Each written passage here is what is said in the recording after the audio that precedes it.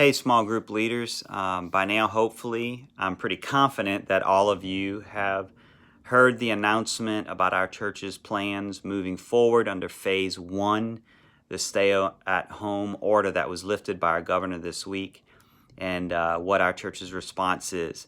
The first thing that was mentioned was small groups and the plan for small groups to focus on that, our main ingredient.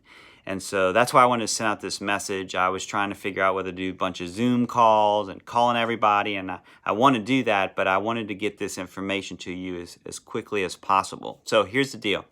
What about small groups? Well, normally in our system of small groups in the past, we would take a break during the summer.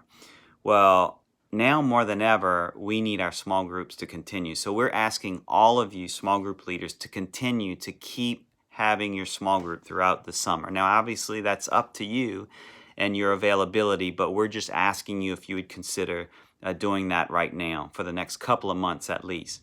And so that's the first thing, that we're not planning on taking a break from small groups. The second thing is you're probably wondering, okay, well, now that we're in phase one, where do we meet? Do we have to meet online? Can we meet in person? Well, we want to encourage you, if online is working, the virtual small groups are working, absolutely do it that way. That seems to be the safest, and maybe it's the easiest for some of you. Some of you, maybe it's not working well and you want to meet in person. Well, if you want to meet in person, here's what we would recommend.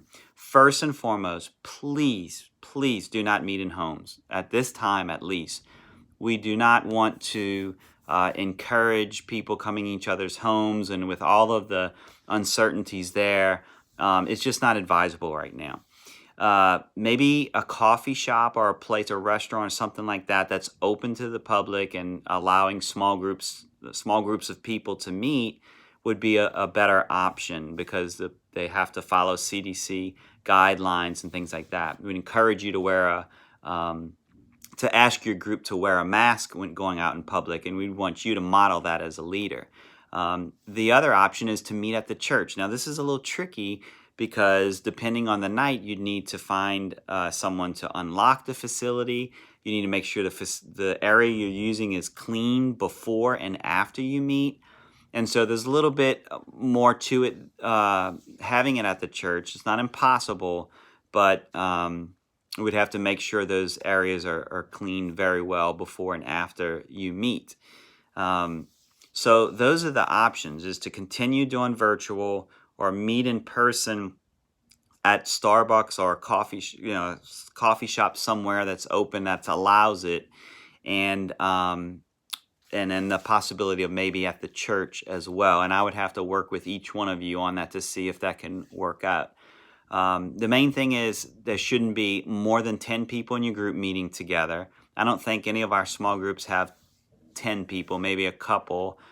So we wouldn't want you to have more than 10 people meeting. We want you to wear masks as a leader to just set the example. I know that's hard, but we want to just be responsible and follow the guidelines that they've set forth.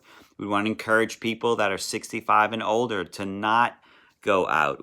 They're saying that they should stay home. People that are sick, we want to follow those guidelines. Use that wisdom. We're not fearful. We're not scared. We're not worried. We have faith. We just want to be wise, and we want to love people well by doing our best to keep everyone safe, and to not get a small group member potentially gets the virus and then goes home and infects their family or whatever. So we just want to be cautious and use wisdom. So that's what our plan is. In this phase, we'll revisit that once things change to phase two. We don't know when that is. The governor doesn't know when that is. But for the next 21 days, and as we go through phase one, until we hear more, that's what our plan is for small groups. It's either continuing to meet virtually, meet in a public place that's open and able to accommodate 10 or less, or the church facility could be an option if we're able to work out those details with the small group leader. If you have any questions, please reach out to me. All of you should have my cell phone, but it's 985-414-4812. Just call me and we'll work through this together. I'm praying for you. I'm so appreciative of what you're doing. We need to raise up some more small group leaders.